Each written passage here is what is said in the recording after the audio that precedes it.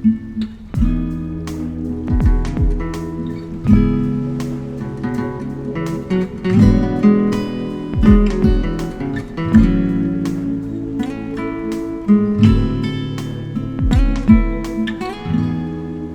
and welcome back to the Underground Treehouse Podcast, a podcast that discusses and reviews music of all genres. I am 1/4 of your host, Ruben. Joining me as always is Keenan. What up? Isaac. Hello. And Marcos. Hi. This week we're going to be reviewing the newest album by Kendrick Lamar, Mr. Morale and the Big Steppers. This was my pick. Before I get into the reasons why I picked it, we're going to go ahead and give you our music recommendation of the week as well as our beer recommendation of the week. Before I throw it to anybody, let me just ask this. Who's picking No Pressure for the weekly recommendation? Because I know it's going to be somebody. Oh, that'd be me. Yeah, knew it. Go ahead and explain it, Keenan. Bro, this shit just came out on June 1st, and it's been on repeat ever since. Very fast, very Blink-182-esque. I mean, you could even see it in, like, the album cover. I mean, this band is, like, basically like a cover band of Blink-182. So it's fronted by the lead singer of the story so far, Parker Cannon. So if you're fans of early Story So Far, especially like their fast, more upbeat pop punk phase, then I mean this is right up your alley. Or even like Blink-182, Green Day style. Definitely check it out.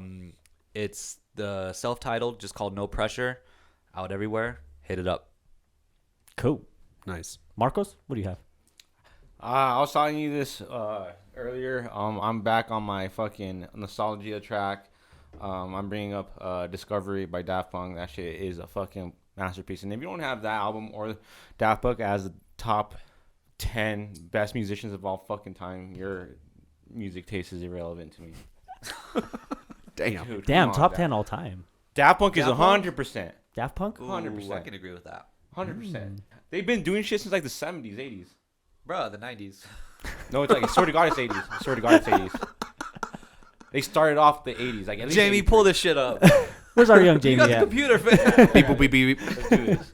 Let's do this. Hacking into the mainframe. Analyzing. Yeah, analyzing.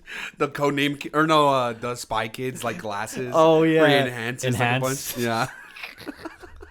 Active from 93, but they started their career off in the 80s. So in 87, fun fact, I think it's either I think it's a guitarist from the band Phoenix.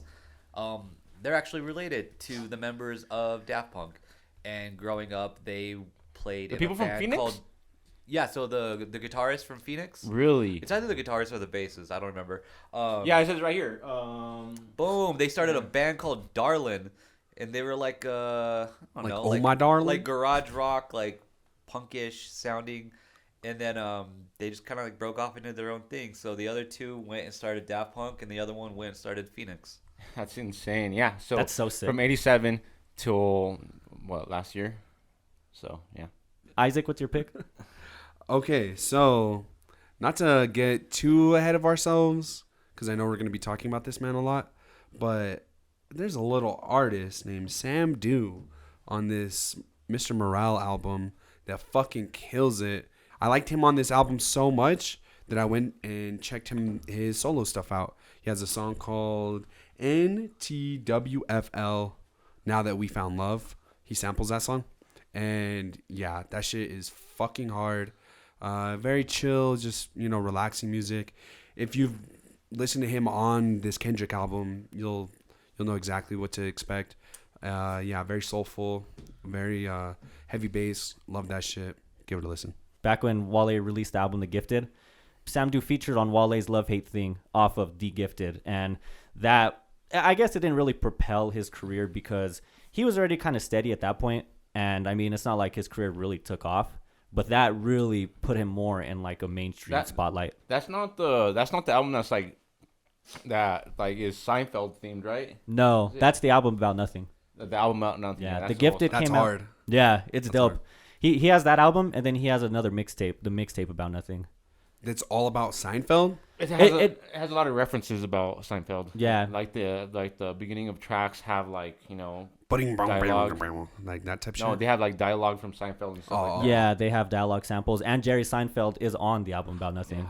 They got a Jerry feature. It's a low Multiple. Oh my god. It's a low key, extremely underrated album from Wale. Like that, there's a lot of tracks that have in my playlist and I go back to a lot off the album. Album is really good. Mm-hmm. My recommendation of the week is gonna be from the homie Wyatt. Keenan, I know you know Wyatt from skateboarding. Oh, boy. He's also a great friend of the podcast. He has a band, local band by the name of Taillight Serenade, and they just dropped their first single, Crop Circles. They're dope. They're like an indie rock. To me, very reminiscent of like a Silver Sun Pickups. Oh, let's go. Yeah, Love they're some great. Pickups. Great local talent. They're new. They're going to be dropping an EP soon. As soon as they get a release date, I'll have that posted. You know, they're a band that definitely deserves praise and flowers and attention. So Crop Circles, you can find it on everything: Spotify, Apple, YouTube. Check them out. It's definitely worth your while. Yep. Shout out Wyatt. That's Shout good out Wyatt. gas. Shout That's out good Wyatt. gas. Shout out Wyatt. Shout out Wyatt. He's a great dude. All right. The beer recommendation of the week is going to be brought to us by the very friendly and very great people at Bow and Arrow Brewing. This one is going to be their Desert Rambler beer. It's a German-style Hefeweizen wheat ale. Very light, very smooth, only 5.2%, real easy to drink. Like it has a very interesting aftertaste of like grapefruit or something. It has a really unique taste to it. But I mean, other than that, it's just a great standard Hefeweizen. It's definitely worth checking out. Not only this beer, but please check out Bow and Arrow. You know, Most definite. yeah, they're a great brewery. They have great space, very friendly. They've been nothing but kind every time we've went. So, Bow and Arrow, but specifically the Desert Rambler. Cheers. Boys. All right, Mr. Morale, and the Big Steppers. So, it has been 1,855 days Shit. since Kendrick's last album, which was Damn. The reason why I picked this is, one, because it's Kendrick, you know, one of the biggest artists on the planet, you know, probably already one of the best hip-hop artists ever. But going back through his discography, he seems to have touched everything that a hip-hop artist can. He's covered just about every sound. He's covered just about every topic. You know, everything from real hard trap beats to real smooth, soulful, jazzy beats. Everything from the gang life to issues that the black community faces. Everything from like, you know, personal addictions. He's really done it all as an artist. So another big reason why I picked this was because I was very interested to see in what direction he was going to go in. Like I said, he seems to have already touched everything as a hip-hop artist. It almost seemed like there was really nothing else for him to do, you know? It seemed like, to me at least, he's already kind of conquered hip-hop, you know? So, I mean, before the album dropped, we got The Heart Part 5, but that was really our only indication of what the sound was going to be, you know? Everybody was essentially going into this album, you know, completely blind. You know, there was no singles or anything like that. So with all that being said, I want to ask you guys, did you guys have any expectations as far as themes or sound going into this album? Yeah, I was gonna expect it to fucking have some whack ass fucking production beats wise. Why? I forgot what album was it. I think it was To Pimp a Butterfly. I did not like the production off the album. Damn was okay, but I like the trap beats a lot more, like off Good Kid, Mad City. So I was expecting a really big political message, and just So you're expecting something similar. You're expecting like To Pimp a Butterfly Part 2 essentially. Production wise, yeah. And I too was also expecting a lot of like political content, which I do think we get in this album. But overall, I don't really listen to this man a lot. So the only album I could say I listened from beginning to end was Damn. And so I was expecting like those heavy beats, the lyrical content, which again I still think we got. But other than that reference, that's all I really have to go off of. And overall, I think he kind of delivered what I was expecting. So pretty much with me, this is my first Kendrick project. Crazy. Never listened to this man ever. I've heard. Not even singles? I've listened to. What's the one? Yeah. Man, down. Yeah. Mad yeah. City, right? Mad City. Mad City. Yeah. I've heard Mad City and My Dick big as the Eiffel Tower, whatever. Oh, so I can fuck the Well, for 22 hours or whatever he says. backseat 72. freestyle. Yeah, backseat freestyle. Those are baby. the only 2 songs that I've ever listened from Kendrick. And so listening to this, or, you know, my expectations, quote unquote, I didn't have any. I was just excited to hear something that was supposed to blow me away because I've heard nothing but great things from this man. So I was expecting great things from this man. But that was pretty much it. I wasn't really, I didn't know what it was going to sound like. I didn't know what he was going to talk about. I didn't even know what I mean, I figured he wasn't going to rap how he rapped in fucking, fucking 8-9 years ago, 10 years ago, so I don't know. I didn't really have any expectations other than that it was going to be good and going to be, some top shelf shit. And I mean, spoiler, I think he kind of delivered on that, for the most part, I would say. You have to say that this album's amazing because his crowd will come kill you, his fan base will come kill you, all of us. Well, what's surprising All is of us. yeah, us 3 first, and then everybody else after. They'll come But- after us, bro. What's crazy is I've actually been seeing like a lot of mixed or negative reviews about this. Yeah, Pitchfork gave it like a 7.5. Yeah, Pitchfork gave it a 7, and then just the standard fans like us, there's been a lot of the reception was pretty lukewarm. I was actually really surprised by that, So since you have listened to Kendrick a lot in the past and you are more familiar with his work, would you say that the fans are kind of off basis? Do you think it's a fair criticism? I mean, obviously, an opinion's an opinion, but do you feel like those opinions are way off basis, pretty close to home, somewhere in the middle? What do you think, as someone who has listened to a lot of his stuff in the past? I think it's kind of hard to say because at the end of the day, all music is opinionated. Of course, So in your opinion, right. So in my opinion, I would say it's kind of complicated because Kendrick has a wide range of fans. You have a lot of fans that are really dedicated to his, political messages and that are a lot more dedicated to the more thorough and complex ideas that he brings in his songs. But then you also have the other side, the fans that like the trap bangers, the fans that like the hype shit. So I think it's just a case of what kind of Kendrick fan you are. If you're a fan of Kendrick in the sense that you like really hyped up, club trap bangers, then this might not have delivered. Which I think, let me break that down. I think even on this album, there's at least 2 or 3 songs that those fans can appreciate. 100%. Because he does a good job at kind of throwing in different sounds within this album. and 95. N95, Rich Spirit, Right. Even Purple Hearts, I would say. But I think if you're more of a fan of the hype, of the Kung Fu Kenny, then yeah, I can see why you wouldn't appreciate this album as much as somebody who appreciates the lyrical and the conscious side of Kendrick, So I guess all that to say, no, I guess they're not completely off base. I suppose I could see why people would think that. Fair. Let's get into it. So yeah, let's get into it. Track 1, baby. Track 1, United in Grief. I was like Keenan, as I said before, I feel like he's kind of done everything. So I went into it very open-minded, like Keenan said. And he does not hold back. Right away in United in Grief, you have topics and issues that deal with self-worth, that deal with materialism, that even deal with misogyny, which, misogyny is touched on a lot in this album. The topics are very, very heavy-handed.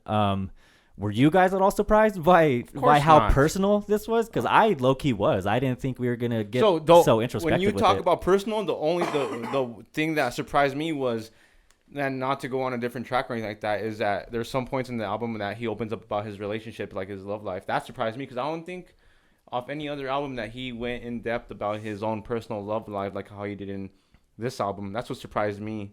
100%. And Kendrick is already a very private person. Extremely private. We've never known his wife's name. We didn't even know he had 2 kids. And this shit is just No way. thrown. Yeah, it's thrown right at you off the album cover, So Wow. it's wild. I want to talk about that. It's very interesting that his vice isn't a typical superstar vice, which would be like drugs or, well, I guess money. It's not a big, no, because that's not. No, you're right because that's not what he is, and he even touches that on a lot of these songs. Like on this one, like he did all that, he wasted all this money and stuff, and yet, like at the end of it, like what's there to show? Like take all that shit away, you're ugly. That's what he says. Right. I want to touch on what you said with his Love wife. life? Yeah, with Whitney. It's interesting how fucking how prolific of a cheater he is. Oof.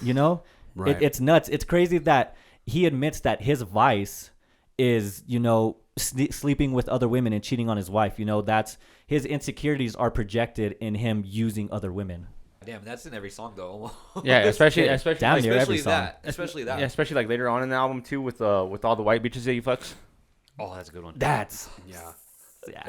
And the amount of shame How he his- feels and how much How he his feels- ancestors would fucking like be so ashamed Yeah. of it. Oh, I took it as his ancestors were like, fuck yeah, like we're reclaiming it. That's isn't that what he says? He's saying I fucked a white bitch, and that's basically us reclaiming our status. You know what I mean? But doesn't he say that like they would be ashamed of me? Like, Yeah, does he literally says say that. He Or am I does. tripping? Because he says ancestors watching me fuck was like retaliation. So to me, that sounds like his ancestors are looking on and almost supporting it, as in the bar that references his ancestors is ancestors watching me fuck was like retaliation. What song is that? After that, Yeah. that's it. That's the end of the bar, and then it goes into the chorus after that. Okay, then read the bar before. Okay, so he says, next time I fucked a white bitch was out in Copenhagen, Good Kid, Mad City tour. I flourished on them stages. Winnie asked, did I have a problem? I said I might be racist. Ancestors watching me fuck was like retaliation. So nothing about that to me sounds like ancestors would be disappointed in that. It has to be Okay, another that's song fair. then. Yeah. If anything, it sounds like they want, were they happy approved for him. it. Yeah. they were cheering for Yeah. for him. It was essentially like their way of getting back at the white man, We're Right. taking their women. So Right. The thing that I liked most about this track, though, is that it was like a whole perfect encapsulation of the whole first album in one song. It was like a TLDR for the first half of the album. You know what I mean? Like, Right. it just goes over all of the themes from dealing with, your wrongdoing, survivor's guilt, cheating, a relationship while you're famous, and all these things that were super, all of those topics that get super, lots of attention, and where he delves like way more deeply into, is just a little sprinkle and like all the bars on this one. And so this song is so good at introducing all of those We're still things talking about the all at first song, once. right? Yeah. Okay. I don't no, know. we're talking about Worldwide Steppers. Oh, I was talking United in Grief. Oh, you went back to United in Grief. Oh, fuck. Oh, was Worldwide Steppers is the Ancestor bar? Yeah. Oh, my bad. But no, you're right. United in Grief. He does a good job at basically giving you like you said, a big ass TLDR of Yeah. what the album is gonna bring you. Yeah, the first half anyway. Which, by the way, is the first fucking voice you hear on the album his wife? Yeah. Bro. Yeah. Bro. Yeah, And dude. she's telling him, like, bro, reclaim that shit. Like, tell them, bro. Speak your piece. Speak your mind. Release that pent up energy that you've been going through. Get some help. You know what Yeah, I mean? Like, yeah. And she's literally begging for this fool to go to therapy. This whole thing is like his version of coping with all of his problems in the first half, and then the second half is him dealing with those emotions and actually dealing with them in a healthy way in the second half, after he's already been to therapy and after he's actually seeked official help.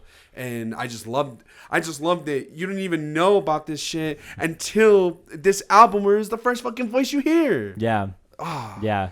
Kendrick is a very talented man. Fucking no shit. But like, I wasn't expecting that. I was not expecting him to connect the dots in the way that he did. You know what I mean? Like, everything just was a beautiful painting. You know what I mean? Like, Right. every song, every lyric was a brushstroke and a overall picture that is fucking like really good. He presents all of these real world topics in such a way that you're like, even if you haven't experienced, you're like, oh, I know exactly, what he's talking about. And he just makes his emotions very clear cut, which is very hard to do. I feel like it's hard for people to, one, make their emotions easy to understand. It takes a high level of emotional maturity to do that. And two, to make it in music form for people to listen to and digest themselves. This fool said, I grieve different. Yeah. He grieves different. He puts his feelings on the music,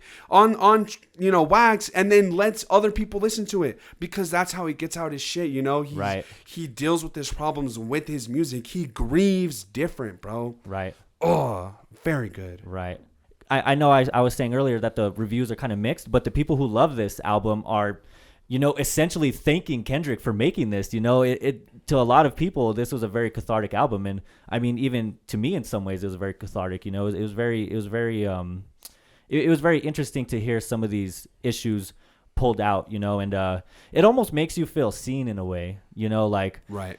let's jump ahead. Father Time, Oh my God, bro. issues of toxic masculinity, but coming from your father, Right. In the most realistic way possible. That's where toxic masculinity is harbored.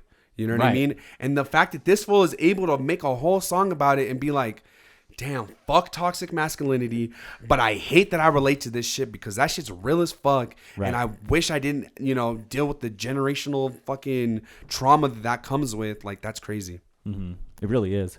I mean, this song is just like super relatable for. I feel like that is like our generation. 100%. I don't know about you guys, but I mean, Toughen it was up. like toughen up. You fall down, Yeah. get up. Don't cry. Yeah. Don't show emotion.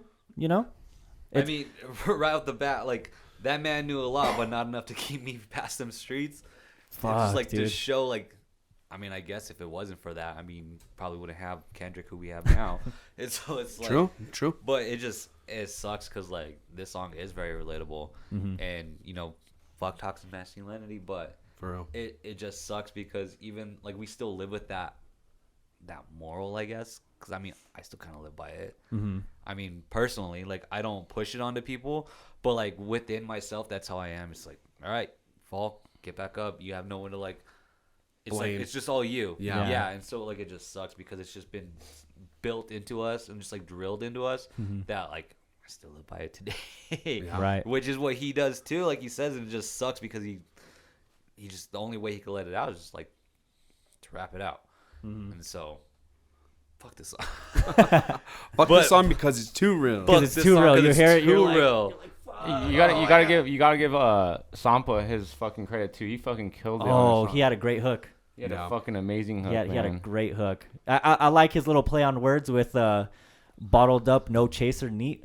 Oh Oh, yeah. yeah. Dude, it's not really that deep, but No, it's not it's deep, but nice. it's cool. clean. It's Yeah. clean. Yeah. It's cool. Also, or go ahead. No, you're good. You're good. Good. I just want to shout out this one lyric that I fucking loved.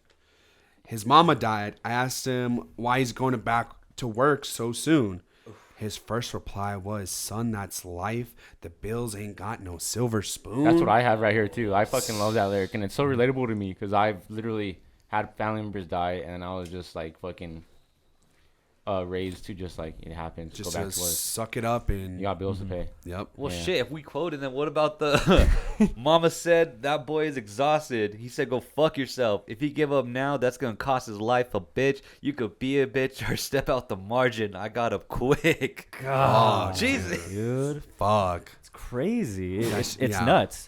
And then I love that he's giving these really extreme examples of the toxic masculinity and these extreme examples of bottling up your true emotions, Right. just to end the song with grown men out here with daddy issues. Let's give the women a break. Let's work on ourselves. It ends on such a positive note. He That's makes a lot of character development within the album, but to have that character development just within the song is gorgeous. Right. Right. gorgeous. That's a great To point. add on to a verse, one verse that I thought was funny was when he brought up Kanye and Drake. When Kanye got back with Drake, I was slightly Oh. confused. Guess I'm not as mature as I think. I got some healing to do. You know what Yeah. I mean? Yeah. Like, What is that? Yeah. What's that all about? so when Drake and Kanye like squashed their beef, like they're both mature enough to like squash it. Like, it was hurting other people. And Kendrick, I don't know, like just using that as an example, like, why the fuck are these motherfuckers squashing their beef? Yeah. But you gotta understand that that beef can't go on forever, and someone's gonna get killed, like Gucci and Jeezy. You gotta squash it sometime, and he's not as mature as he thought. I think what you said about it affecting other people is also very, very poignant. Well, too. yeah, because Drake and Kanye, like, imagine those two collabing, like, it's fucking awesome. So their fans, like, the fans were split. Yeah, so I mean, the fans is one aspect, family is another aspect. You know, like you said with Jeezy and Gucci, fucking Gucci smoked one of Jeezy's homeboys. Yeah, so Like it it's could- gonna, it could get people to that can point. die out of shit like that. You know, so yeah, you have to really be mature, especially within the genre of hip hop where it's real machista. You know what I mean? It's real like, no, Ooh, fuck big time. that. You know, Big time. I gotta put on this fucking, I gotta put on this persona. I gotta be hard. You know, so yeah, like I mean, like Kendrick says, you know, you gotta learn to grow up and be like, this beef is not worth it. It's not worth putting on the show. Right. Which I think ties in again to another big theme on this album, which is, you know, masking your true identity in materialism and masking big and time. you know, Big time. Shout out N95. N95. It's another one. Take that shit off. Oh, you yeah. ugly as fuck without it. You know? Mass fishing.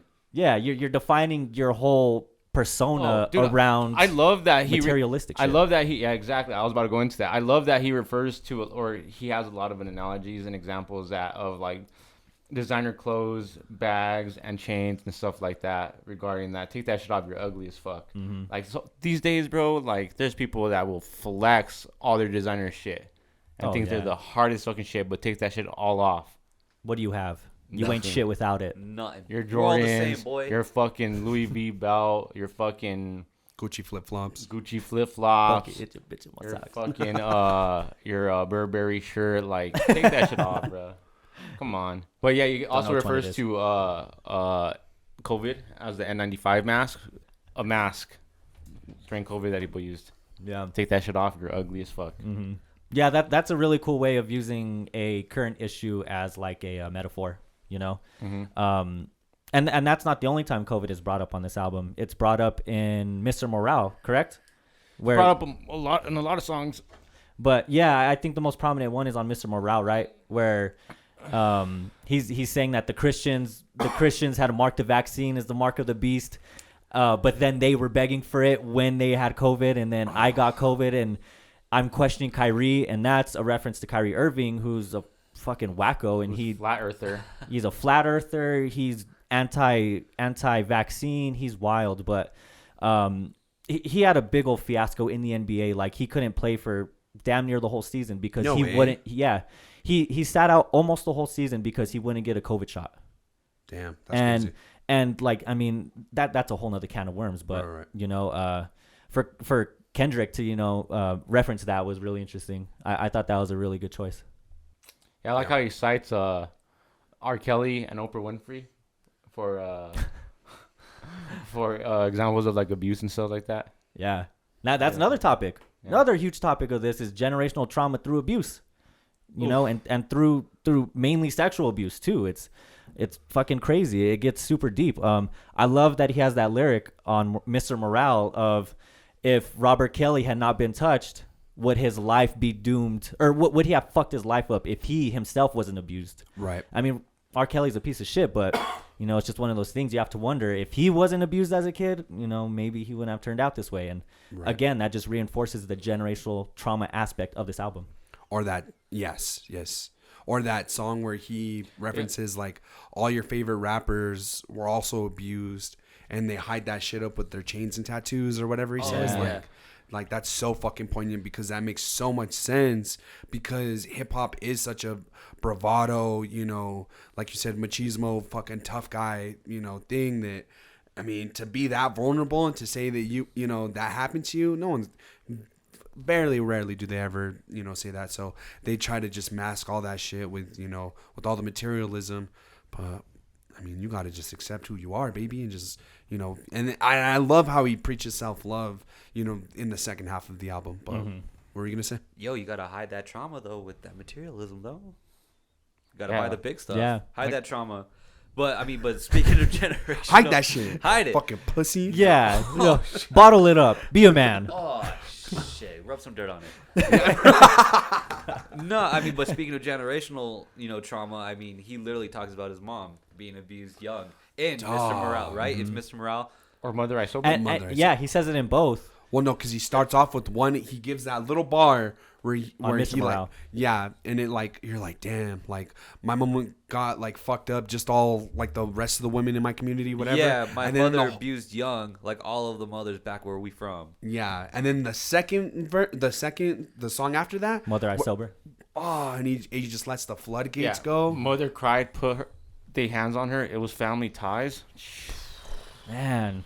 Yeah. It's crazy, and that's actually kind of clever. It's a little bit of a shout out to Family Ties Yeah, with him and shout out Baby to Kim. Family That was Ties. pretty cool.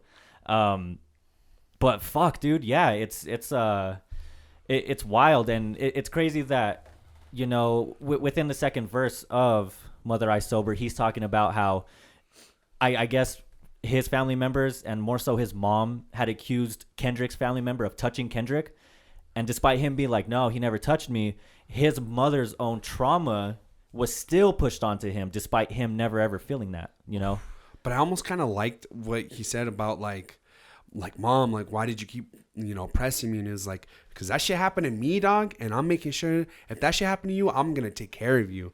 And even though yes, you're right, like she did overstep her boundaries, and it made him feel so like terrible about it that he had to keep saying no. But like, maybe this is my toxic masculinity showing, like, fuck yeah. But like, I love that she was like so down for him to be like, nah, you better not fucking be lying about that shit. Like, It's not Baby like, King that they're accusing of, right? no. I hope not. No. Oh my god. I thought he said uncle, or No. did it say cousin? He says family ties. They accused my cousin. Did he touch you, Kendrick? Never lied, but no one believed me when I said he didn't. Well, Wow, to be imagine fa- if it was Baby Kim. Oh, that Baby Keem, isn't Baby Keem like literally like way younger? He's young, right? He's like way Yeah, that's younger true. than Kendrick. He's all like a little baby and shit. I mean, Yeah. I mean, we never know. I mean, Trying to no matter catch a how old charge. you are. Out the womb, bro. Oh my god. So bringing that up, I forget which song it is, but he has the bars where watching my cousin's mama strung out on coke or on crack or On something like crack. that, and then watching my baby. cousin make a meal. Yeah. Or did you say my cousin or her baby? Or yeah, he says her baby, Yeah. her baby. make a milk. Oh, shit was hard. Shout out Baby Keem. This generational trauma just Yeah, stacks. going back to that generation trauma, the follow up lyric like later on is like, I asked my mom why she didn't believe me when I told her no. I never knew she was violated in Chicago. I'm sympathetic. Told me that she feared it happened to me for my protection. Thought it never happened. She wouldn't agree. Yeah, it's Yeah, fucking so- crazy. Now, we need to talk about the elephant in the room here. What, the transgender? So my God. Song? no, What? we'll get to How is that? That's a great song though. It is. It's an it's amazing a great song. song. It's an amazing song. I guess. How would that be an elephant in the room? What the I think so many people are like, what the fuck? Why is he bringing this up? Because unfortunately, there's still a lot of homophobia within the rap community. Yeah, Yeah, that's that's that's true. even So- that's even posted a lot. Is like Kendrick really made a song about trans people, like And there were then- people on Twitter like I wouldn't say giving him shit, but there are people that give him shit, but then there are also people that give him fucking props for it. Yeah. Okay. But no, said it's it. not anti-diaries, but I want to get to that because that's a very good point. That's one thing that I had that we didn't cover yet, so that's why I wanted to call it out. Okay, cool. Now, the reason why I say the biggest elephant in the room, Say it. since we're on the topic of sexual abuse and sexual trauma, why the fuck is Kodak on this? Oh. Kodak, Wait, you guys didn't know Kodak- that's what he was referring yeah, to? did you guys know about this? Kodak literally pled guilty to sexually assaulting a woman in a hotel. Yeah, this And- was like 2 years ago, or like a year ago. Yeah, and I didn't think about that though. Yeah, it's weird that he's using this album as like a therapy session, and he's basically saying, "Oh, I'm moving on. I'm breaking these curses. I'm not affiliating myself with this."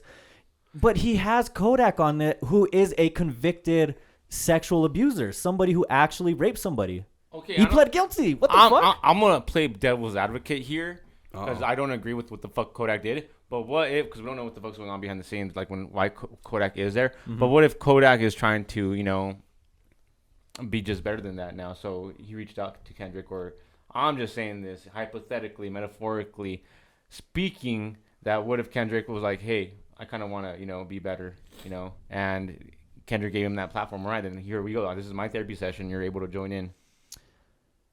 I would agree with you. I could see that take.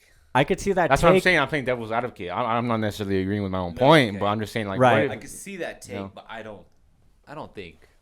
Because Kendrick was Because out of everyone, why fucking Kodak? why Kodak? Even without the fucking allegations, bro. just him. You just Just don't him. like Kodak, fam. He's I alright. got a goofy ass fool on here. Why the fuck is he on this Motherfucker album? looks like a Simpsons character.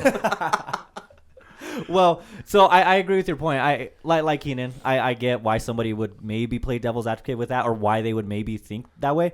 But his 2 features on this have nothing.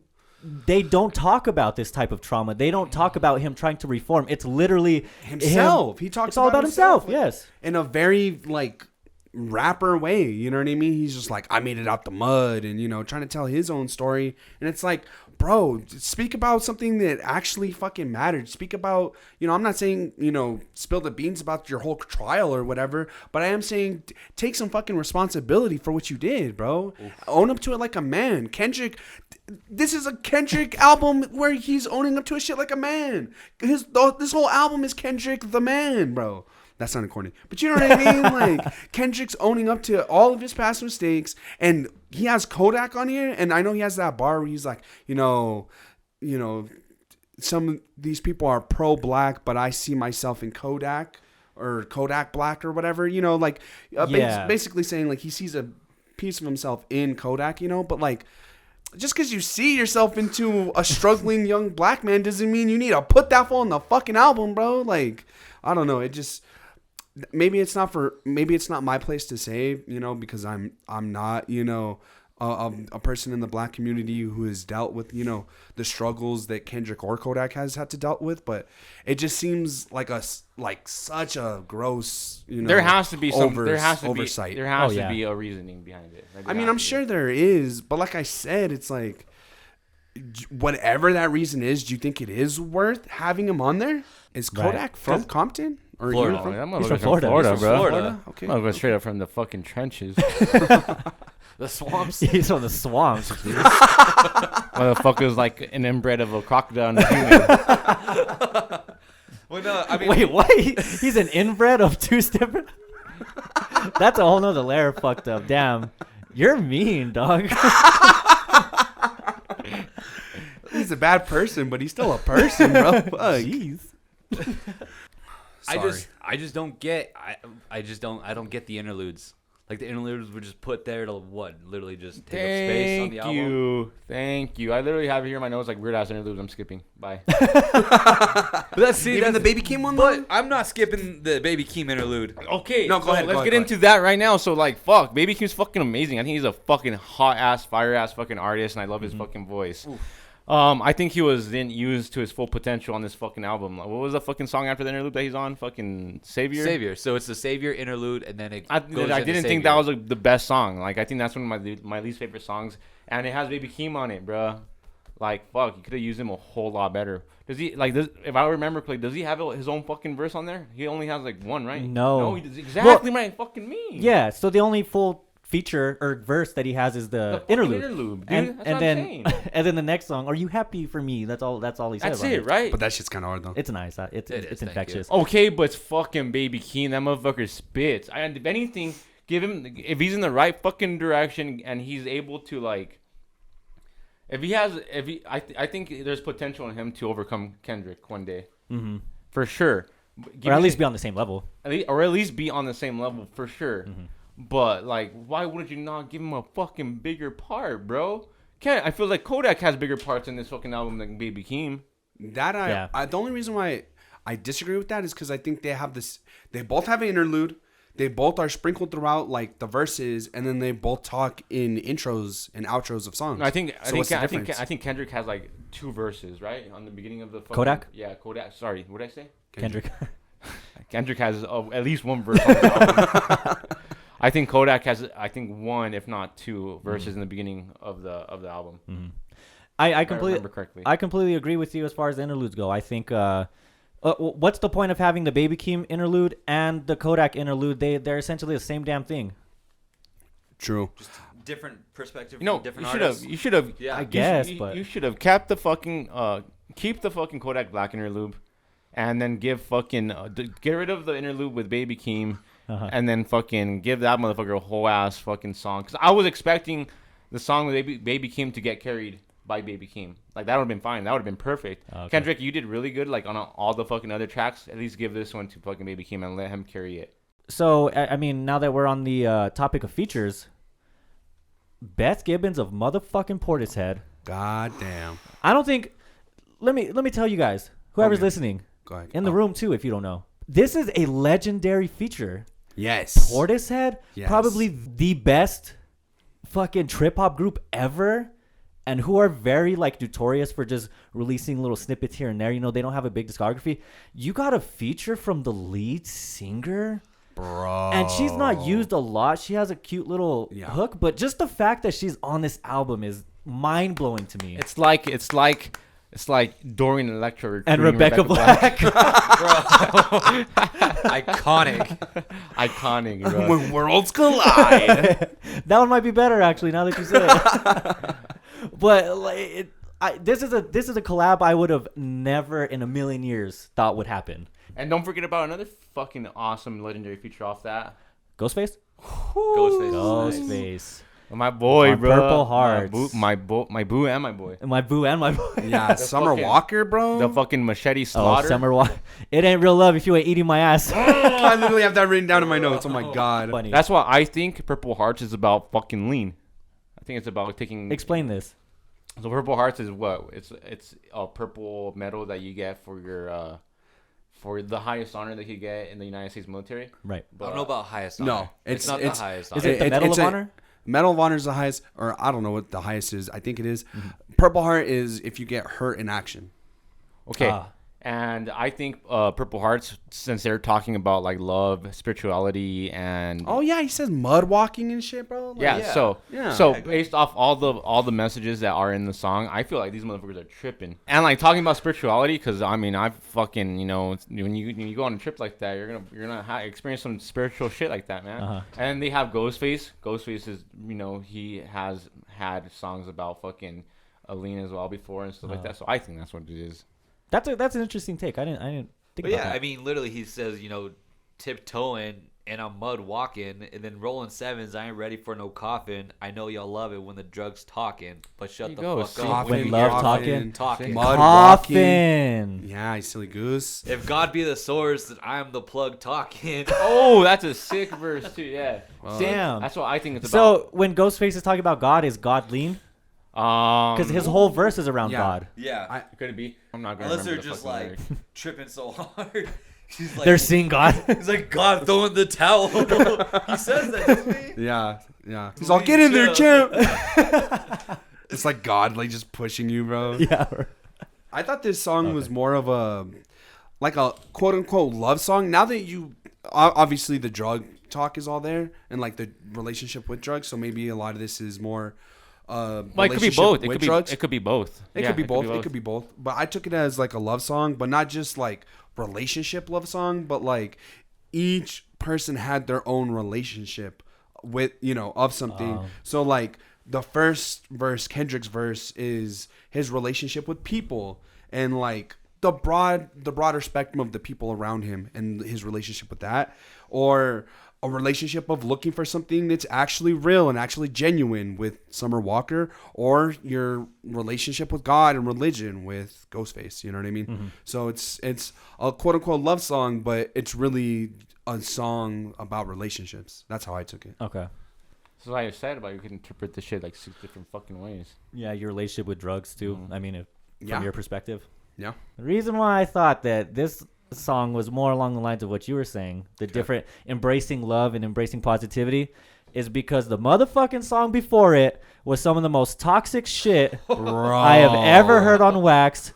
Fucking Ever. We Cry Together. Jesus Christ. Holy, if that shit didn't give you PTSD flashbacks from being put back in the trenches, Bro, nothing else will. this man calls me the other day. Ruben calls me the other day and goes, bro, this shit gave me PTSD. Literally what he just said right now. He's like, I felt like I was back in the trenches. I was like, boy, Like, you made oh it. my god. Made it out the Throw other some side dirt with on a it, couple boy. of hearts. Get up. Throw Get some back dirt on up. it. Keep Get it up. pushing. Literally made it out the other side with some Purple Hearts, bro. Oh. And especially at the end of that song, it's like, no, fuck me. He's like, God damn, bro. Went through all this shit, now you just want to fucking. Yeah. Patch it all up with sex. Yeah. Insane. He actually kind of sound. Oh, I'm sorry. Go ahead. No, they sound like what? No, when she first said that, he kind of was like with it, you know. You sound like tired of it. You sound like And then fucking tired. at the end he's like, Like, "Oh, fuck, you man." tripping?" Like, and then he starts getting tired, which again is just the exhaust of going through this toxic shit. You know, this that roller coaster. it's a complete roller coaster. You know, it's I don't think I've ever heard a toxic relationship personified in such a perfect and purely raw way. You know, Dude, I don't think it's ever been done like that It's before. straight 6 minutes of it. 6 Yeah, minutes of it. it's damn like- long. That whole song is extremely organized for what it is, of them going back and forth. Like, it was realistic, but yet it was verses, man. It's Between- verses. Between him and Taylor Page fucking just going at it in depth, hostile as fuck. Like, but yeah, they're both verses, and it was organized extremely fucking well. On beat, too. It was verses, you know, like, you know, writing a rap verse, but it was also verses, bro. Like VS, bro, like squaring up main event, pound for pound, bro. And even that Squaring verse where up. the verse where she said, "And I'm gonna fuck your cousin," he's like, "You're gonna do what?" Yeah. Oh, and that's another layer. That could be Baby Keem. Yeah. Yep. Oh, I'm gonna go fuck your other rapper cousin then. Oh, Dang. she was. Hey, if this was a boxing match, she fucking Oh, it put him would- to the mat, 10 count. She trashed him. Flatline. It wouldn't even be a 10 count. It'd be a flatline KO through the ring, fucking landing on the ref, bro, or landing on the fucking timekeeper, bro. This shit was insane. Timekeeper. Or whatever the fuck. Bro, I literally have here in all caps one of the realest songs ever heard. All of it is a feat of musical greatness. Like, It's nothing will ever compare. Like, I mean, there's been like deeper topics discussed, so like obviously those are gonna hit harder, you know, for those who relate to it. But bro, nothing will ever be relationship toxicity personified in that way, bro. And I'm a man. I'm a fucking cold-blooded man, bro. But damn, that man got cooked, bro. She fucking cooked his ass, bro. trashed it, Bro, it wasn't even close. He's, man, you emotional ass bitch. You probably on your period, whatever. Boy, if you don't get like, and she just roasted his ass, Kentucky fried, bro. God, And it's funny too because you can tell when he's like lost because she's just going off on him and he's just like nitpicking at the little things. And he's like, "Yeah, but you was still sucking this dick." Yeah. Like she went off on him, and that's the only thing he grabbed from Yeah. it. Yeah. It's like, bro, which is so realistic too. It is funny. Your girl, It is. It No, is. because that's all you fucking need is I still hit though. Undefeated, baby. This is why you getting cooked though, boy. Low-key. and yeah, and then she's like, Think you winning, but you losing, son. I still hit though. she said, "Okay, sick. We'll watch this." Yeah. I'm going after your cousin. But I still hit though. The Undefeated. greatest comeback on Twitter I've ever seen, bro. But I Seriously, still though. hit though. It was a genius idea to get an actress for this and not another rapper. Not to say another rapper wouldn't have been good, but to have a fully qualified actress who is able to channel those inner emotions, like the what? And be able to show the range of emotion. Yeah, not- like the subtleties of And the she rage. flowed. She flowed. And she flowed. And she flowed. Emotion. Her voice is cracking. She sounded like she was on the verge of crying. Yup. When she says "miss me" with that reverse psychology, she's just like barely like she gets like so like high pitched because she's literally like out of breath, Yeah, just going off on this man. yeah. It was hard for me to move on with the rest of the album For because real. I replayed the shit out of the song. That's an ongoing. That's like an ongoing thing. With Kendrick on this album is the emotion that he pours into a lot of his songs, man. Oh yeah. How raw they are. How fucking raw they are, dude. It's like fuck, and it's some songs like I think it was Father Time where he just starts off. It'll punch in your fucking Hard. face Yeah. hard as fuck, bro. Yep. Question: do you think that shit was a one take Jake? You think they just fucking went in there and fucking killed that shit? Because it sounded like it. Got it out of the way. They But or could've. do you think it was such a Herculean thing that like there's no way they could have done that in one take? I mean, who can see cares? both. But it's fun to think. No, about. I think I can it's see both. I think I it's can see both. Yeah. because you gotta understand it is like it's a scene off a movie. Exactly. Yeah, And it's Exactly. gonna take at least a couple shots. right. That's true. That's very true. If it was just a regular rap song, probably, but this is literally a scene. Mm-hmm. I wanted to say something like name like an iconic line and be like, yeah, but that was done in one take though. But I can't think of any. Oh, Yup, I today know gonna be the which day one- I you know walk which to that bitch, bro. when she says that's why your dick little. Iconic. That was the Iconic. one take. She said it in one take. Iconic. I Everyone should have felt that found a thing. bigger dick. Yeah. Oh, bro.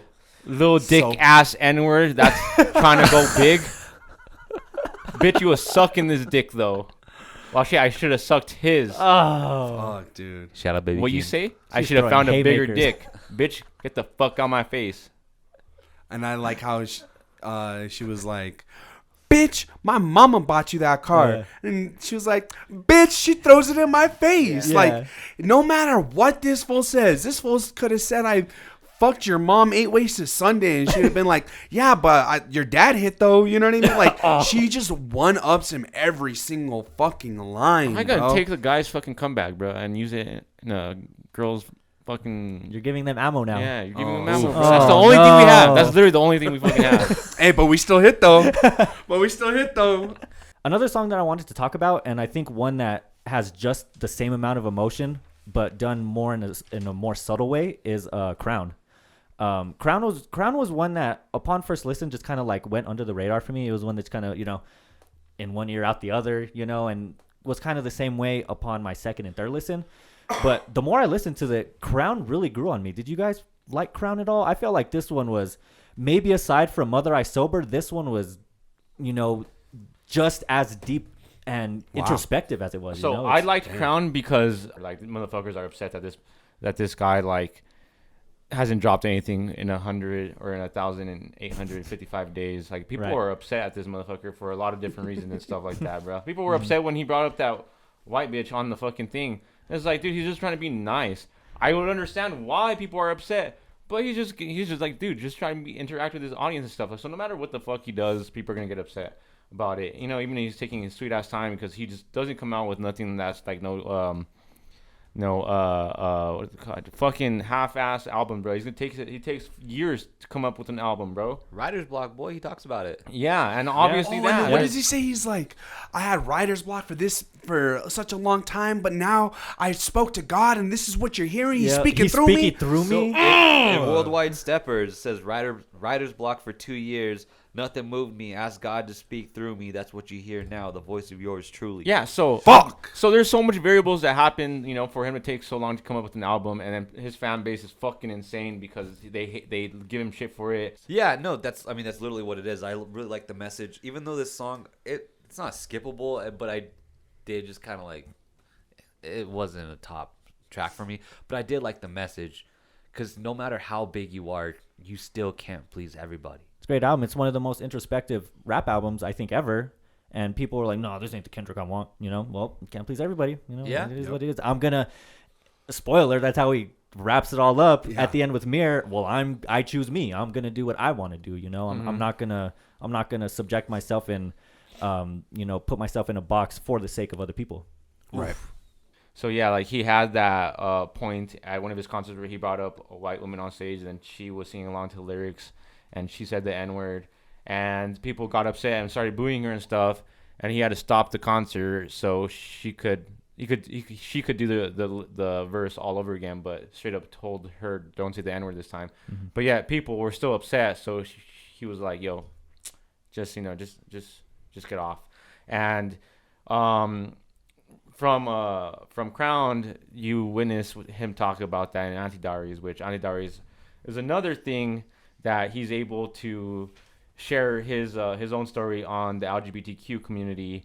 And even now, like, people are giving him shit on Twitter that, why is he talking about this? Like, this is fucking Kendrick. But he's only saying, like, he's with equal rights. He is in support of trans people. And he even himself deals with that in his life and before. And, just goes to show that no matter what the fuck he does, he's going to get shit for it. But going into Anti-Diaries, it's a song about his auntie coming out as being trans and him being getting okay with that, right? Right. Seeing her every fucking day and getting in the car with her and being okay with the fact that she's trans. I think you have the verse. What does he say about her not taking dick but eating pussy or something like that, or getting pussy? Oh, because he's talking about how his friends didn't understand, or his friends were essentially being, how would I say it? Homophobic? Yeah, his friends were being homophobic, and he was like, "No, it's good. She eats pussy. You know, she's still straight. You know, like essentially him trying to downplay it or like trying to like get his friends to understand it. Does that like So it that's says- what it is. In second grade, second grade? like Yeah. what? So then, no, let me say it. Oh, you got you Yeah, I found got it. If we're not on the same, if we're not on the same wavelength, then you could just go after me. But it says my auntie became a man, and I took pride in it. She wasn't gay. She ate pussy, and that was the difference. That's what I told my friends in second grade. She picked me up from school. They stare at her face. They couldn't comprehend what I grew accustomed to. Wow. Second grade, this man's talking about that. Like what the? Yeah. This motherfucker's using the word accustomed in second grade. He probably was. He probably was. Wow. Yeah. This song, bro. This song is one of the most relatable songs I've ever heard in my life. Like, so for me personally, I don't really want to like get too deep into it, but I have a lot of, you know, gay people in my family, like my cousins and stuff. And what he says right there, bro, like, you know, people staring at what I've grown accustomed to. That's exactly how I felt. My cousin took me to a gay pride parade when I was like 5 or 6 years old, 7 years old. And when I was that young, I saw like two dudes make out behind a tree. And it was like the weirdest thing ever. But then like my cousin didn't make a big deal about it. Nobody else around me was making a big deal about it. So like I didn't really like think it was like that weird. I just thought, oh, okay, well, you know, some people like to kiss, you know, the same type of people that they are, and you know, it's whatever, you know. Like my parents never talked to me about it, but they also, you know, like they weren't like, you know, homophobic or anything, but like I never learned about, you know, like same-sex relationships, you know, until my cousin, you know, put me on. And then how he said like, oh yeah, my cousin put me on, you know, with the smell of cherries, and you know what I mean? Like that was the cool cousin. That cousin put him on game, you know. Mm-hmm. That was the first cousin he ever wrote a rap. That was the first cousin who ever, you know, did this or did that. Like, I don't know. It just relates to me so much because my cousin put me on to like Marilyn Manson, and I became like a big old metalhead. My cousin showed me the coolest shit ever, bro. My cousin took me to fun ass places, and I never felt the type of way about, you know, oh, because they were gay or whatever, you know. Like Kendrick has such a good way of like relating something that I never thought I'd relate to in a rap song ever in my life, bro.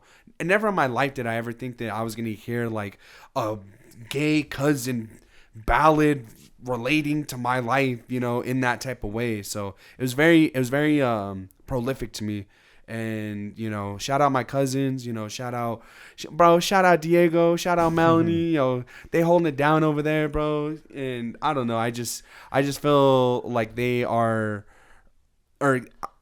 just feel like Kendrick has such a good way of doing this thing where he makes such a fucking personal thing into such a relatable, making something that's very personal also seem very relatable. So I wanted to ask you, one part of this song that was very interesting to me was seeing his family's reaction to it, right? And him asking his mom, like, how come my cousins want to fight them now? You know, like why do they always want to beef with them? How come they don't accept him? Did your family have troubles with accepting your gay cousins too? Not at face value, and really not ever. Like, my family's kind of an anomaly. I kind of have I have a couple of knuckleheads in my family, to put it very lightly. And that's, you know, on a whole other spectrum, you know, not, you know, that kind of spectrum. It's on a whole different level. They go to DEFCON 5 with that shit, and they're still accepting, you know. So something is, you know, little as, you know, your sexual orientation. I mean, yeah, I probably have some older family members that don't necessarily agree with it, but at the parties and stuff like that, no one was ever excluded. No one was ever hated. I mean, both those cousins were some of the most loved people, and we always used to go to their house, and the entire family was there, you know. So yeah. I definitely think that is, I mean, it could very, very, very much happen in a lot of Hispanic family. A lot of people of color's families I've noticed that are very, very not for that. Very, very homophobic, and it's very sad. And Kendrick talks about how, you know, the black community, you know, and himself, he faced like a lot of like homophobia and stuff like that. So I'm not saying that isn't prevalent in Hispanic culture. I'm just lucky enough to where my family didn't do that. You know what I mean? That weren't like that. Yeah. No, I definitely agree. I think you're right. People of color, it's a deep-rooted issue for sure. Deep-rooted, generational. Yes. Oh, definitely generational. I mean, because he even has a verse in here where he says, back when it was comedic relief to say the F word, we ain't know no better, elementary kids with no filter. And it's just crazy because, like, speaking of generational, like, back in elementary school, dude, we were kids. Infants, bro. Like, little. Hearing that word. Like, then, thrown around like it was nothing. And it's crazy because it was, like, all the way up into high school, whether it was, like, comedic relief, like you said. Like, we heard comedians say it, like, all the time.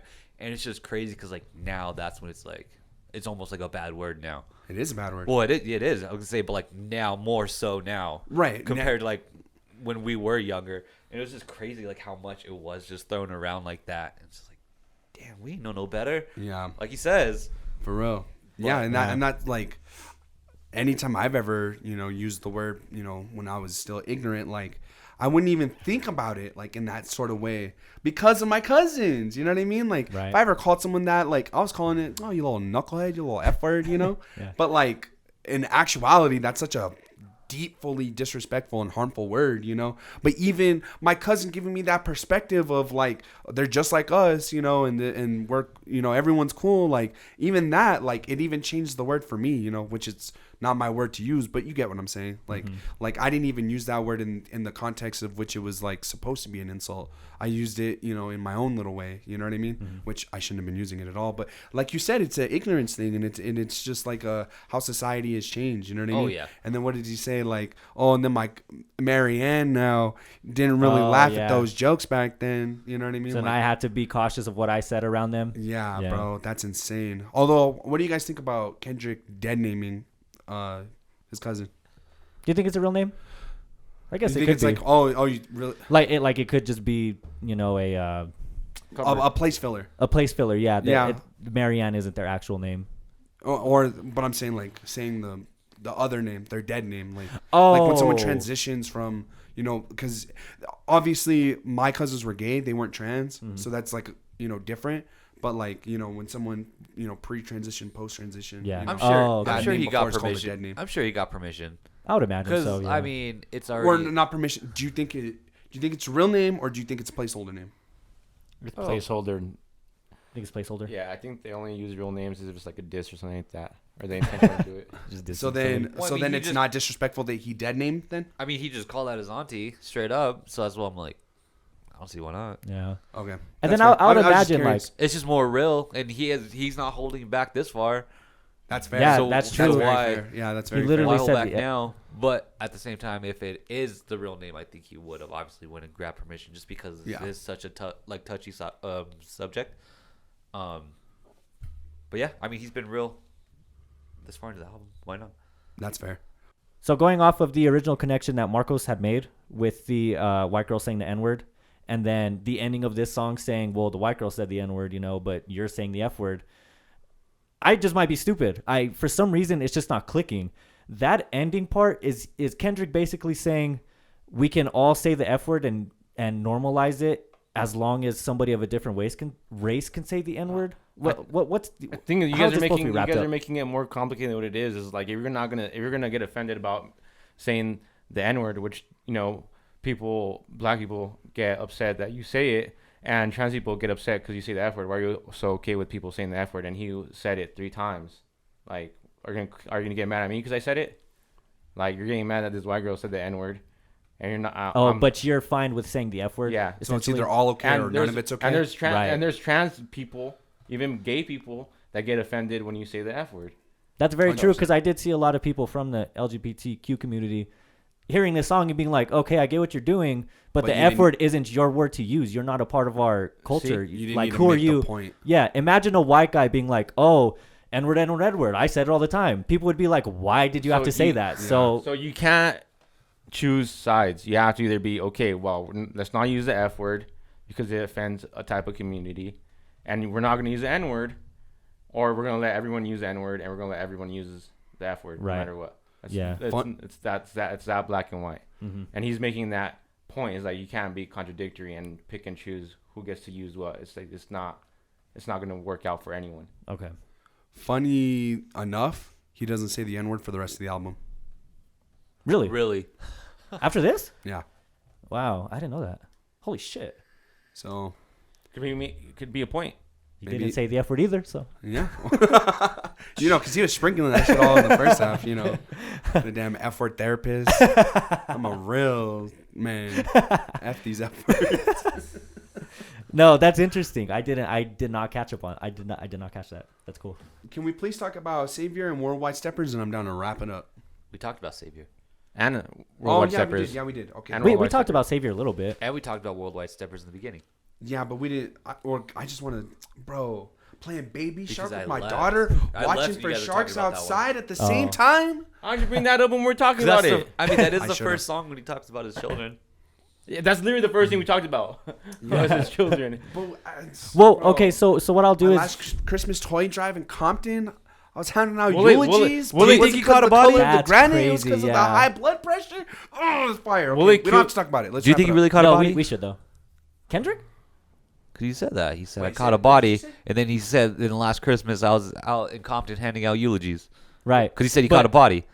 Right, but he's saying But c- it because- has nothing to do. He's making the it's not about gang like because high blood pressure, gang, but then blood pressure because he's doing a food toy drive with unhealthy food, making his community obese, unhealthy, and talking about actual blood pressure. Yeah. Like, but then because he said it wasn't the color of the color of a rag, it was it was the the literal high blood pressure. Yeah.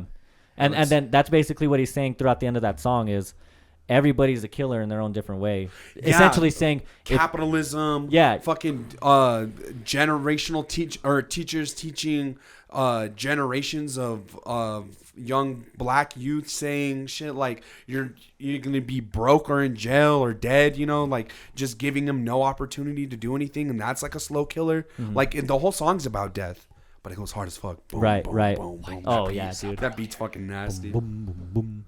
One aspect that I thought was really interesting of this album, it's something that's touched on a little bit in Crown, but something that's a lot more prominent in Savior, is the idea that you're being put on this pedestal and you're essentially being seen as like a beacon of hope or like a teacher to the masses. And I mean, in Crown, it was brought up as like, well, I can't please everybody, But in Savior, he's saying it specifically in your face, and he's name dropping people, saying like, oh, LeBron, Made you give him his flowers, but he's not your savior, J. Cole made you think, but he is not your savior. Yeah, yeah. And then I love the line that he has at the very end where he's like, Tupac's dead. You have to think for yourself now. Oh, that is fire. Yeah, yeah. I think that's a really cool concept. I'm sure it's been done before by artists, but I don't think I've ever heard an artist be so explicit and be like, yo, I get that you're fans. I get that, I maybe influence you, but you got to think for yourself. You can't, Right. latch onto these celebrities and basically mold your whole identity out of them, Yeah, and I also think it's a good commentary on parasocial relationships and, like you said, celebrity worship. Do you guys know what parasocial relationships are, No. No. or what a parasocial relationship is? Mm-mm.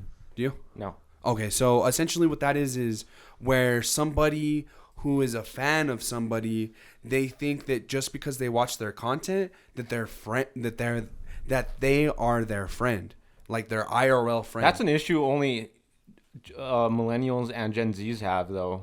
It's not And as prominent with like older people? No, it's 100% going to be though once we get older, because you have all these people that show up at YouTubers' houses. Yeah, and they're weirdos. Like, what weirdos. the Yeah. fuck? Yeah. Well, I've been the biggest fan of you since you started YouTube. Yeah, but I've never fucking met you. Yeah, and we're not homies just Yeah. because Because you watch my content every yeah, fucking or day. I Yeah, it's a bigger- subscribe to you on Twitch or That's a bigger something. issue that's coming along through our generation and the younger generation. 100%.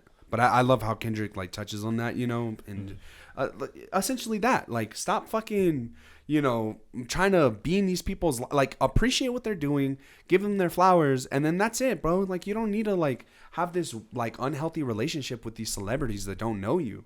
You know what I mean? Like, no offense, but they don't fucking know you. Like, I'm sure they care about you on some level, but you're not their best bud. Like, they're not gonna go play catch with you at the fucking park, bro. Kendrick ain't gonna show you his new verse. Like, get the fuck out of here. Like, respect these people. They're real people too. And you have to realize that just because you consume their shit, that doesn't mean anything. Like, you have to respect them. And I said that like 10 times in a row. So you have to fucking chop that shit up. Also, I love the one protest for you, 365 for me. Yeah, Bro, yeah. calling out all that fake woke bullshit on the black, where he's talking about black screens. Yeah, because Like- everybody posting the Black Lives Matter, just the one picture. Yeah, the one picture, and then yeah. the rest of their feed is just, their own fucking self-indulgence. Yeah, exactly. Like, mindless self-indulgence, shout out. I don't know. It's just, to me, it's just ridiculous. And I love that he calls out so many of these topics in such a catchy way. Kind of like in the beginning too, what Marco said. I kind of wish Baby Keem had a bigger part in this, 100%. because 100%. I know we did kind of talk about that a little bit, but He killed the hook, though. Yeah. I loved it. I love that hook. I think that It kind of leaves you wanting more, but it, Of course, it did. of course. This, even though I really like the interlude, this song just kind of like wasn't it for me. That's fair. oh wow. That's It fair. wasn't.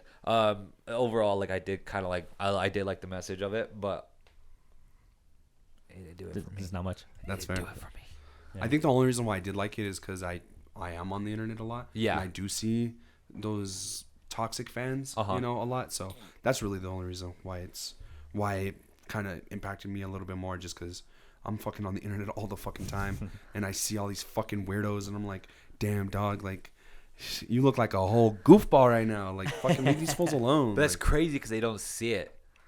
Right. yeah, I mean, yeah, like, they literally, don't. like They you don't. said. The self-awareness is completely lost on them. Like, they have no idea. They're like, "What do you mean? I bought all of your merch and donated $1,000, and I'm fucking going broke. We're best friends.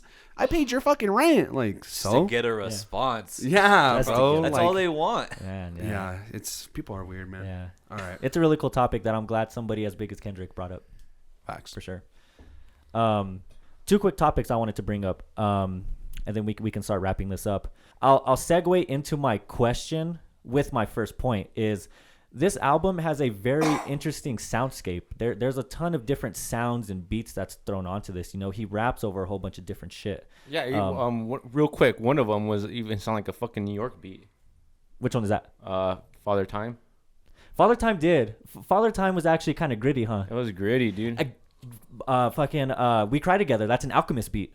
Is it really? Yeah, Oh, Alchemist see, beat. so you hit it 100% on the nail. Like, there's like the sound diversity on this album is insane. It really is. It's And, insane. you have real gritty fucking, like you said, New York sounding shit with We Cry Together, and then with Father Time.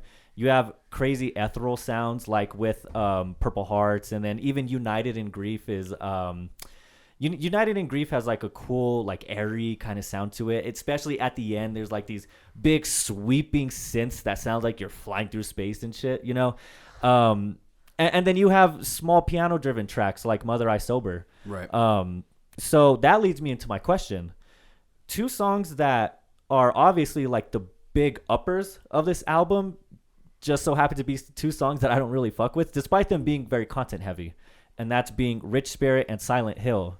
I guess my question to you guys is, what did you guys think about this with the sound, but more so just as songs in general? Did you guys like these two songs at all? Silent Hill is a fucking banger. I hate that song. Dot and Kodak both spit, and the fucking chorus is insane. Yeah, I fucking like the chorus.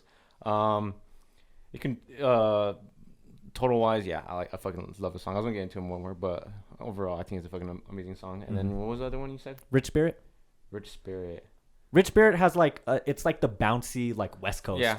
Yeah, no, I kinda. love Rich Spirit. Oh, and I'm sorry, another one, Die Hard. I'm sorry to cut you off, Oh, but Die Hard. Die Hard That's was another a one. song that a lot of people hated. That's what I saw on Reddit. A lot of people hated that song. I'm so sorry to cut you No, off. you're fine.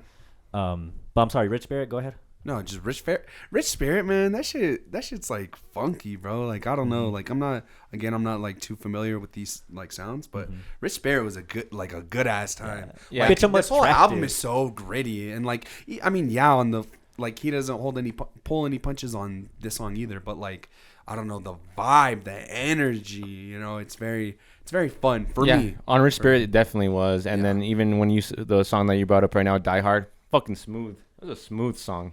Die Very Hard. smooth, yeah. Yeah. Very, very, very smooth. So Isaac, I mean, do you just dislike all of Silent Hill, or do you just dislike the chorus like I do?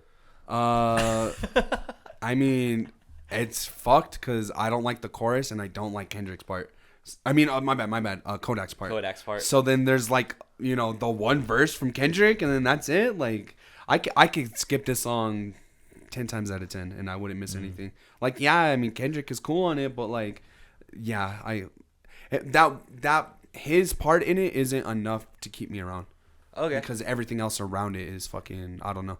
I'm not a big fan. The beat is insane. The beat is sick. The beat is, It sounds like a video game. yeah, it's Video fucking- game soundtrack. I swear to God, it had to have been they had to have sampled a video game song. I swear.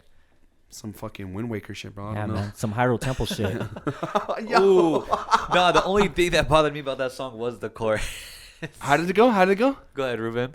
May like. That's a terrible impression. That probably That's sounds exactly so what cringe. it sounded like. Oh, it's terrible, just like the song. Oh, okay, Yeah, in that case, maybe Yeah. it's exactly how it should be. that's exactly how. That's funny because I think it's kind of catchy. It's goofy, it's funny, but I think it just kind of works. See, that's how Rich Spirit was for me. It was like catchy and just goofy. Uh-huh. Especially like when he changes up his persona and he starts the frat brother. Oh yeah. And he just completely just goes off. It's like, what's going on? I literally have this song right over my head. It's a radio What is hit. this song about? The part where he changes up his persona and starts saying, brother killed me. Rich I brother, took frat it as- brother, that brother. Bitch, I'm What the attractive. fuck? Can't fuck with you no more. I'm fasting. Yeah, I love that. Attractive, like the way he says it. Yeah. That's nice. Yeah. I just put realizing and confronting your own flaws while also standing by certain thoughts and ideas because you truly believe in them, and they won't be wavered by the opinions of others. Like, yes, I'm fucking, you know, it's essentially taking charge of your own thoughts, getting rid of your shit opinions, growing from them, but then also standing up for yourself for the ones that you truly believe in, regardless of whether, you know, they're socially acceptable or not, or, you know, in line with what everyone else is thinking. Yeah. I Final thoughts? Does anybody have anything else that they want to bring up before we get into our wrap up? I don't. I'm good. I'm good. Is everybody good? Yes, Yeah. sir. No lines? Nope. No beats? No bars? He references a lot of, I think, Jay-Z a lot. I think like on 2 songs he referenced Jay-Z. I know in United We Grieve he references Oh, yeah. Jay-Z. Yeah, That's wait. pretty fucking cool. He referenced when Jay-Z and Oprah were having like the discussion about the N-word and stuff. Yeah. Yeah, that was cool. I dug that. I don't have too much to say about it, but I think Mirror is like the absolute best closing song. You know, we go through this whole album of trauma, anxiety, generational curses. You're fucking beat up by the end of this album, you know, especially after the end of Mother I Sober. Especially. And you know, Mirror is just like the perfect roll credits song. You know, it's like an anime. It's like it's like an anime ending song. You know, Yeah. like I can picture him just like in the fields, you know, looking off. He's conquered it. Like his wife said, you did it. You broke a curse. Now I'm choosing me. Like it ends on such a positive note. I love Mirror. I'm so glad he went in that direction. Yeah, as a and it closer. touches upon the first track too, United We Grieve. Mhm. So that's fucking awesome. Yeah, it touches on basically everything. You know, it's dope. I couldn't. Yeah. Ask for a better ending. Yeah. Exactly. Good shit. All right, then. Let's go ahead and wrap this baby up. Let's give our final thoughts, final review, and top 3 tracks. Go ahead and start us off, Isaac. So with this being my first Kendrick album, I didn't know what to expect. All I knew is that I was gonna get something that was high quality, and I got that. I was very happy to see a very interesting story being told. Two halves, I mean, it is a double album, and it's two halves of a entire fucking saga of a human's life. Like, it was fucking beautiful. First half of all the grief and all the toxic shit, and the second half growing from that toxic shit, learning from it, and growing, being a better person because of it. Love that. Love those ideas. Love that concept. Love the idea of almost like a phoenix rising from their ashes, coming from nothing, coming from the dirt, going out in this fucking fireball, this fucking haze, great thing, and then boom, just fizzling out and growing from that fizzle. You know what I mean? I fucking love that. Yeah, fucking pretty good album, Mr. Kendrick. I think you are a phenomenal rapper. I probably should listen to your older shit, but as it stands now, very good. My top 3 tracks have to be in this order: We Cry Together, Worldwide Steppers, and of course, Father Time. 10 out of 10. Love that shit. Oh my god. Honorable mention to Auntie Diaries. I'm not gonna bump that shit very often. It's kind of hard to bump a lot of these songs. I'm gonna keep it a buck, but like, just in terms of lyrical content, it was fucking amazing. Also, Savior, love that song. And I also love that he talked about religion so much, and how he's a religious man in a world that is so anti-religion. I think that's fucking amazing that he doesn't give a fuck, and he's gonna be religious, and he's gonna stand by that shit. I'm not that religious myself, but I respect somebody who is so unapologetically themselves. I think that's such a cool ass personality trait to have. With that being said, I'm gonna give it about an 8. I'm gonna give it a solid 8. The reason why it's not higher is just, I'm gonna keep it a buck, bro. This shit's hard as fuck to re-listen to. Like, it's a one-hitter quitter. It's like watching like Schindler's List, bro. You're like, damn, those poor Jewish people. But also, I don't want to deal with that pain all over again, bro. No offense, but I mean, it's like Grave with the Fireflies. God bless. Yeah, bro. Grave with the Fireflies, yeah. Perfect. Yeah, exactly. So, really good. Not a lot of replayability, but it's all good. When you make a masterpiece, you only need to listen to it once to appreciate it. Oof. Wow. I mean, that was perfectly said. I mean, to literally piggyback off you, because, I mean, I've had listened to one Kendrick album before this, and so I had no idea what to expect. And so, I mean, overall, I was very surprised how much I would like this. Love the political topics. I love the topics of the homophobia, the everything he had to talk about. And it's very interesting how Ruben, like how you said, like no one knew about this man's life, and he just opened the door just like that. I mean, like we said in the beginning, like right off the rip, like the first 2 tracks are just like boom, right in your face. Like, this is my life, this is how long it's been, and this is everything that's going on. And for someone like that to come out openly and then talk about their struggles, talk about how they have to go into therapy, I think that's really cool. Especially it's a little more open now. Therapy is definitely like, it's more accepted. It's more accepted, exactly. Whereas, when we were a lot younger, that was very, what's wrong with you? Throw some dirt on it. I'm not crazy. I don't need therapy. Exactly. And so, I mean, everybody crazy. Oof. What he says. Oof. I mean, just so to let us all into his life like that, I think it's really huge. It's overall, this album did surprise me, so I would give it a solid 8, like you, Isaac. Yep. Top 3 tracks: Father Time, We Cry Together, and the Savior interlude. But because that's not really the Kendrick song, I'm gonna throw in United in Grief. Nice. Some good picks right there. Thank you, buddy. Very good. Very good. Where do I start with K-Dot? Oh, what is it? Mr. Ducksworth? Yeah. What? Oh, yeah, you've never listened to his previous albums, yeah. So another You used to name go by Mr. Ducksworth? Yeah. I think that's his actual last name, right? Or is it I not? think so. Something, I don't know. Either way, it's one of Kendrick his. Ducksworth? Kung Fu Kenny? Kung Fu Ducksworth? Anyways, I think this fucking album is a masterpiece.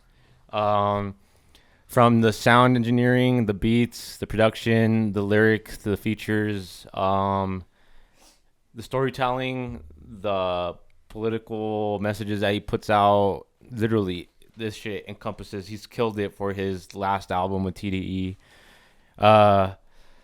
It didn't surprise me, to be honest. It didn't, honestly. I'm not the biggest Kendrick fan, so I knew that this motherfucker was gonna come out swinging for the fences, especially on his last album.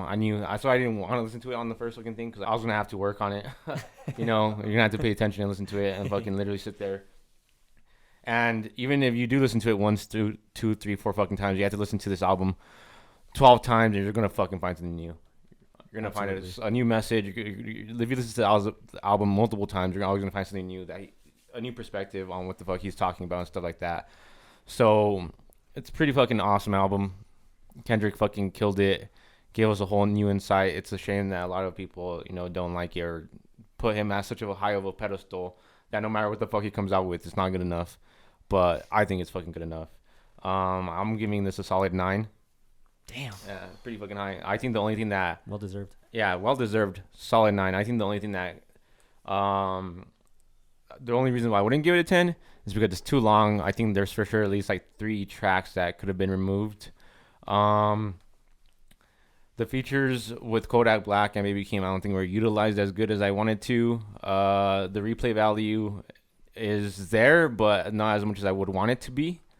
And that's because of the longevity of the album. I'm not gonna sit here and listen to an album an album that's an hour and a half for a whole week straight. It's just not like it's very tedious.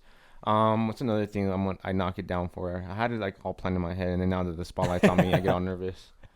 I think that's it, honestly. 3 favorite tracks would be Father Time would be my number 1, bro. My number 1 fucking Father Time. Hands fucking down is a fucking banger. One song that we didn't talk about much was Count Me Out. Did we talk about it a lot? Count Me Out? We didn't, huh? Oh yeah, we didn't really touch on Count Me Out. But that's one of my favorite songs. So it's a fucking banger. And Mr. Morale. Song goes hard as fuck. I'm with Keenan and Isaac on this. I went into this album kind of blind, not really having any set expectations. But despite that, Kendrick somehow broke them. He went above and beyond. It's by far his most personal album, the most dynamic album. It's really hard to kind of find anything negative about this. I'm actually opposite from you guys. I actually think the length is perfect. I think despite it being a double album, it somehow doesn't feel like one. I think the timing of each song is very nice. Everything flows really well. Maybe some 2 or 3 songs could have been shifted as far as their placement. But other than that, I think, it was done exactly how it needed to be. I'm with Marcos. This is a 9 for me. It's a solid 9. For me, what doesn't make it a 10 is I'm not huge on Die Hard. I'm just not really a fan of like boppy West Coast kind of sounds. And I love the beat for Silent Hill. I absolutely love it. But again, I'm kind of with you guys. It's goofy. It's fun, but we could have probably done without it. And Kodak Black can fuck off. Fuck all that. Bro. So yeah, solid 9. Top 3 tracks. Number 3, Mr. Morale. Shout out to Pharrell. Made one of the coldest beats on this album. Sounds like a haunted house. So sick.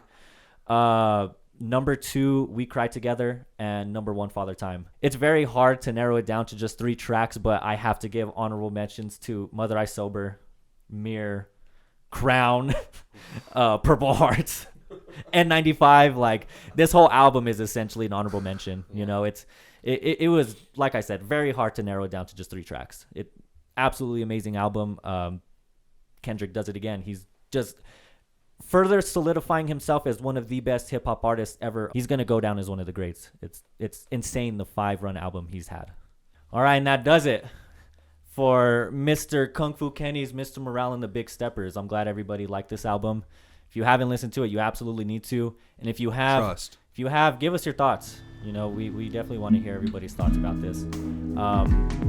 That does it. Again, thank you for checking back into the Underground Treehouse. Thank you for listening. Until next time, we out. Later. Bye. Later.